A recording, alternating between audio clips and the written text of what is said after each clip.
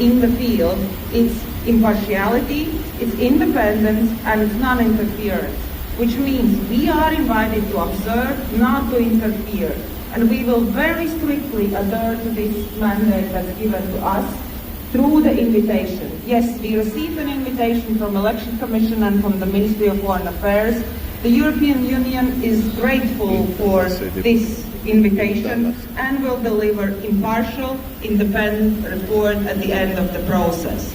So, all things considered, you might be asking what exactly, how the long-term observers contribute to what we are doing. Our observers in the field, I already listed with whom they are meeting. Then, every week, they will compose a very comprehensive report how the election day is unfolding in specific electoral constituency, in specific district. These reports will be received here in capital, in Dhaka, and we have among us also our analysts who are working to consolidate all these findings, who are having high-level meetings here in Dhaka, who are present at Election Commission, who are now present. Dear journalists, but most importantly, dear colleagues here on the ground, today